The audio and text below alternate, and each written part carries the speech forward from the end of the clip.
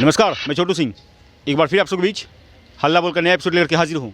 मुद्दा बंद पड़ा जूट मिल, जिसकी सैरन से हज़ारों बेरोज़गार के घर में दिया जलते थे, चूल्हा जलता था, रोटियां बनती थी और बंद होने के कारण आज यहाँ के गरीब मजदूर बाहर जाने को विवश हैं। बंद होने का कारण क्या है, आज चर्चा उसी पे होगी। बने रहिए हमारी पूरी रिपोर्ट में।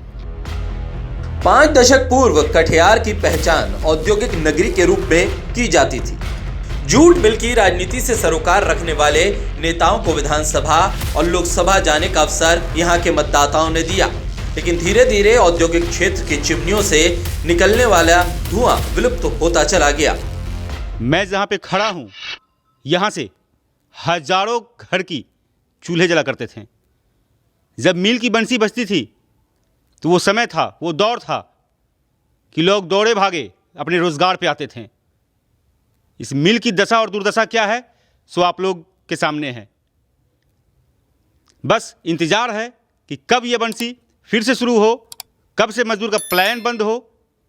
इसी इंतजार में आज कटिहार के जितने भी युवा हैं, मजदूर हैं, वो टकटकी लगाए बैठे हुए हैं। बने रहिए हमारी पूरी रिपोर्ट में, देखते रहिए हल्ला बोल। जूट उत्पादन को विश्व मानचित्र में अगर देखें तो पता चलता है कि भारत 19,60,380 टन के साथ पहले पायदान पर है, तो वहीं बांग्लादेश दूसरे नंबर पर 15,23,315 टन के साथ है। वर्तमान समय में हजारों की संख्या में काम करने वाले मजदूरों के घरों में 2 जून का भोजन पकाने के लिए चूल्हा तक भी नहीं जल पा रहा है। कल तक जूट मिल के सायरन को सुनकर मजदूर के घरों में नई फुर्ती आती थी और उससे मिलने वाले आय से शहर का व्यापारी वर्ग से लेकर अन्य लोगों का जीवन भी गुलजार होता था।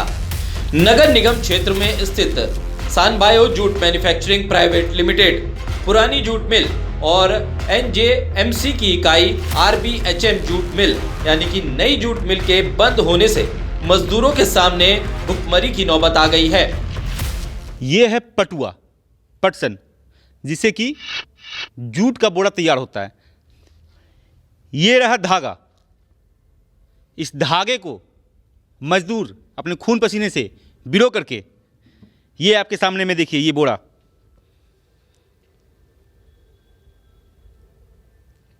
कितने खून पसीने लगे हैं इसमें तैयार करने में। ये आज भी कहीं ना कहीं बाट जोड़ रहा है, राह देख रहा है अपने तकदीर की, अपने बदलते तस्वीर की। आखिर कौन है जिम्मेवार, शासन या प्रशासन? मैं जवाब दोनों से करूंगा। आखिर लोग जो मजदूर हैं यहां पलायन को क्यों मजबूर हैं? बने रहिए हल्ला बोल के साथ। एनजेएमसी की इकाई नया जूट मिल साल 2008 से बंद है, जबकि आरबीएचएम मिल साल 2016 से बंद है। आरबीएचएम जूट मिल की स्थापना 1935 में हुई, तब से ही इस मिल से कटिहार की भावनात्मक लगाव रहा। एक आधिकारिक विज्ञप्ति में बताया गया है कि साल 2012-13 के बीच 7,87,00,000 और साल 2013-14 में 6.04 करोड़ रुपए की राशि आरबीएचएम मिल कटिहार को आवंटित की गई। दोनों मिल एक के बाद एक बंद होने से मजदूर पलायन को भी मजबूर हो गए। यही कारण है कि कुछ मजदूर तो मिल खुलने की राह देख रहे हैं, वहीं कुछ मजदूर नेपाल के सोनापुर जूट मिल में काम करने के लिए पलायन कर रहे हैं। जूट मिलों के बंद होने के पीछे एक वजह जिले में जूट की खेती का उपेक्षित होना भी रहा। पिछले 5 वर्षों में जूट की खेती का रकबा घटा है। जूट मिल बंद होने से स्थानीय स्तर पर पाट की डिमांड घटने से किसान जूट की खेती छोड़ नकदी फसल की खेती कर रहे हैं।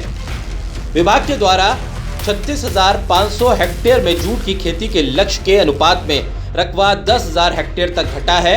बंगाल की सीमा से सटे कुछ गांवों में किसान जूट की खेती करते हैं। बंगाल के व्यापारियों के हाथ किसान अपनी उपज औने पौने भाव में बेचने को विवश हो रहे हैं। इन दोनों मिलों के बंद होने के पीछे एक और बड़ी वजह राजनीति है। मजदूरों को बार बार बहला फुसलाकर अपने सियासी हित साधने के लिए मिलों में हड़ताल करवाना और फिर मिल मालिकों से मोटी रकम वसूल करना। मजदूर के हक की बात करने वाले मजदूर के पैसे से राजा बन गए, लेकिन मजदूर की जिंदगी बद से बदतर होती गई। मुद्दा मजदूरों का पलायन से जुड़ा हुआ। बंद जूट मिल, कटिहार ज़िले में 2 जूट मिल बंद पड़ी हुई है। क्या कारण है? इसी कारण को लेकर के, इसी मुद्दे को लेकर के आज हमारे बीच मजदूरों के हक की आवाज़ की लड़ाई लड़ने के लिए जाने माने चेहरे राजद के वरिष्ठ नेता सर्वेंद्र कुणाल हैं। आइए उन्हीं से जानते हैं कि मिल बंद होने के पीछे सबसे बड़ा कारण क्या है। स्वागत है भैया हमारे चैनल में। नमस्कार। हल्ला बोल, आप लोग अच्छा पोर्टल चला रहे हैं, पहले तो शुभकामनाएं हम देते हैं आपके हल्ला बोल पोर्टल न्यूज़ चैनल को, जो जनहित में और जनता के अधिकार के लिए जिस ढंग से आप आवाज़ उठा रहे हैं, ये निश्चित रूप से जनता और सरकार के बीच का ये पुल का काम कर रहा है आप लोगों ने जो किए हैं, इसलिए आपको शुभकामनाएं हम देते हैं। जनता के अधिकार की लड़ाई आप यूँ है ऐसा हमेशा लड़ते रहें। आपने एक सवाल किया कि जूट मिल बंद है, जिस पर पॉलिटिकल कारण से बंद है। नहीं, ये कटिहार में जनता और जो मजदूर हैं, जो यहाँ से पलायन होने को मजबूर हैं, कहीं ना कहीं वो कहते हैं कि ये कटिहार की जो बंद पड़ी जूट मिल है उसमें सबसे बड़ा राजनीतिक दल का हाथ है, चाहे वो कोई भी दल हो। इसे आप किस नज़र से देखते हैं? ये राजनीतिक दल तो हम नहीं कहेंगे, चाहे वो कोई भी दल हो, राष्ट्रीय जनता दल हो या भाजपा हो, जदयू हो, कांग्रेस हो, दल का तो इसमें कोई भूमिका रहती ही नहीं है। और परोक्ष रूप से भूमिका ये है कि जिसकी सरकार है तो निश्चित रूप से उस सरकार की जिम्मेदारी तो बनती ही है। ट्रेड यूनियनों का एक है, ट्रेड यूनियन जो भी यहाँ पर काम कर रहे हैं या राज्य स्तर पर या राष्ट्रीय स्तर पर, उनकी अकर्मण्यता के कारण, उनकी अदूरदर्शिता के कारण ये मिलें बंद हुई है। दूसरी बात की एक चीज़ मैं बताना चाहता हूँ कि सरकार की पॉलिसी अभी देश भर में जो है वो कोई भी इंडस्ट्री है उसको खुद चलाना नहीं चाहती है। और सन बायो जूट मिल हो या RBHM जूट मिल हो, ये पूर्व में पहले प्राइवेट जूट मिलें हुआ करती थी, लेकिन बाद में कि सरकारों ने इसको सरकारीकरण करवा दिया वित्त निगम के माध्यम से और बिहार राज्य औद्योगिक निगम के माध्यम से इन मिलों को सरकार के द्वारा संचालित होने लगी। कहीं ना कहीं मजदूरों का कहना है कि चंदा करके मिल के नाम पे राजनेताएं दिल्ली और पटना घूमते हैं, लेकिन उन्हें आश्वासन के अलावा कुछ नहीं मिला। किस नज़र से देखते हैं आप इसे? देखिए, हम तो इस बारे में ज़्यादा कुछ नहीं बोलेंगे, चूँकि इसलिए कि एक बार मैं भी गया था, और जब मैं गया था तो एक ट्रेड यूनियन का नेता हमारे पास आए थे और उन्होंने कहा था कि जाने के लिए पैसे की ज़रूरत पड़ेगी। तो हमने कहा कि ठीक है भाई, क्या ज़रूरत पड़ेगा। हमने 15,000 रुपया मेरे पास आकर वो लेके गए थे। 15,000 रुपया हमने दिया था कि भाई चलो हम भी चलेंगे। मैं गया भी, मैं दिल्ली गया भी, उसमें 10-12 लोगों की टीम थी, कई पूर्व मंत्री थे, वर्तमान माननीय हमारे डिप्टी CM भी थे, उस समय विधायक थे, और इसके अलावा माननीय सांसद कटिहार तारिक साहब थे, पूर्व सांसद, पूर्व मंत्री, सभी लोग हम लोग दिल्ली गए थे। लेकिन वहाँ जाने के बाद फर्स्ट चरण में ही हमने कह दिया था कि जो हालत थी वहाँ पर, और जो देख रहे थे नीति आयोग का रिपोर्ट, और वहाँ पर टेक्सटाइल मिनिस्ट्री का जो चीफ सेक्रेटरी थे और उसके जो आयुक्त थे, उनसे, उन सभी अधिकारियों से हमने बात किया। हम लोग सभी लोग बात किए, तस्वीरें हैं मेरे पास, आज भी मेरे पास तस्वीरें हैं, वीडियोज़ हैं। तो उन सभी लोगों से हम लोगों ने बात किया, तो अब लगा कि ये चैप्टर क्लोज हो चुका है। NJMC के तहत अब जूट मिलें नहीं खुलेगी। अब इसके नाम पर मज़दूरों से कोई तस्लीली कर रहा है और मज़दूरों को गुमराह कर रहा है अपने लोकल पॉलिटिक्स चमकाने के लिए, तो ये गुनाह है। कहीं ना कहीं ट्रेड यूनियन हर एक दल, राजनीतिक दल का है, तो आपका सीधा आरोप किस पे है? देखिए, ट्रेड यूनियन की मान्यताएं 2 ही यूनियन को है, एक इंटक को है, दूसरा BMS को है। बाकी जो मान्यताएं हैं पंजीकृत करके कुछ संस्थाओं को मिलों में चलाया जा रहा है, ठीक है, उसमें तो हमारी भी यूनियन काम कर रही थी, लेकिन हमारी यूनियन को मान्यता नहीं था। लेकिन मज़दूरों का सबसे लोकप्रिय यूनियन हमारा यूनियन था जनशक्ति मजदूर सभा। तो चूँकि मैं उस समय लोक जनशक्ति पार्टी में था, तो संस्था को मैं काम करवा रहा था, काम कर रही थी, एक्टिव थी।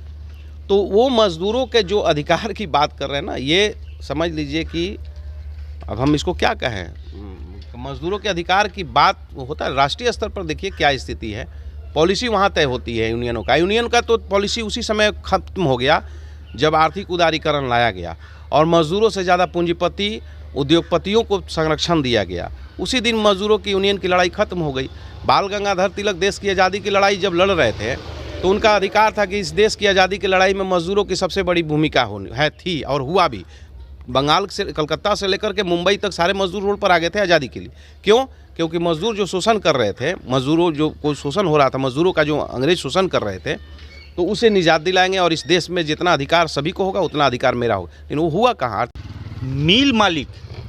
मिल मालिक कटिहार के राजनेताओं पे भी आरोप लगाते आए हैं कि मजदूरों को बरगलाया जाता था। उन्हें जो वेतन भुगतान होता था, उस वेतन को बढ़ोतरी के लिए हमेशा राजनेता धरना प्रदर्शन करते थे, जिसे तंग आकर के मिल मालिक को बचत न होने के कारण भी कहीं ना कहीं मिल मालिकों ने ये फैसला लिया कि इस मिल को बंद करना ही उनके सुविधाजनक में होगा। देखिए, मिल में मजदूरी बढ़ाने की बात कौन करता था? मजदूर ही करते थे ना।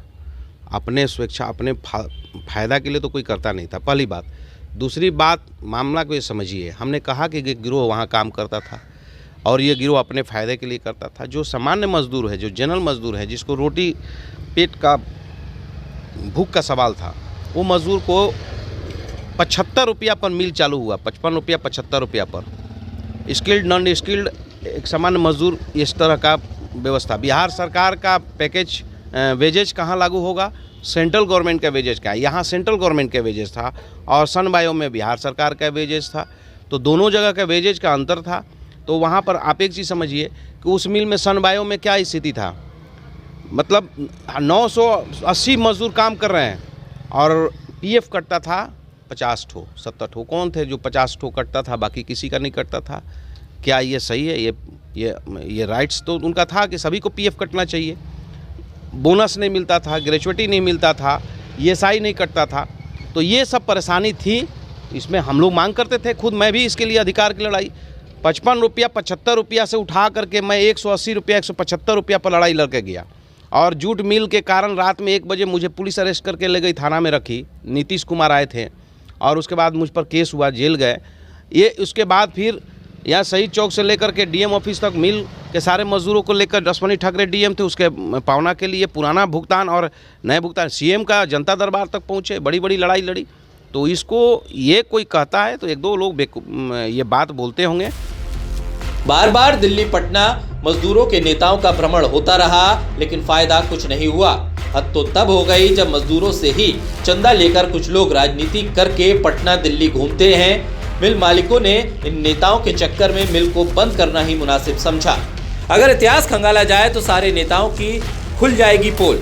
कोलकाता से जो गाड़ी माल लेकर आती थी या फिर यहाँ से माल लेकर जाती थी, उन सब पर नेताओं का कमीशन और नेता टैक्स बदा होता था, जिससे मिल मालिक परेशान थे और दिन ब दिन घाटा बढ़ता जा रहा था। मिल बंद होने के बाद लगातार कुछ नेताओं का दिल्ली दौरा हुआ, लेकिन परिणाम कुछ सामने नहीं आए।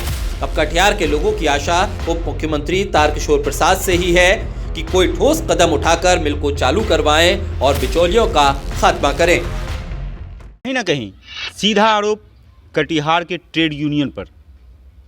बहुत बड़ा मुद्दा, बहुत बड़ा सवाल कि आखिर मजदूर को गुमराह क्यों किया जाता है।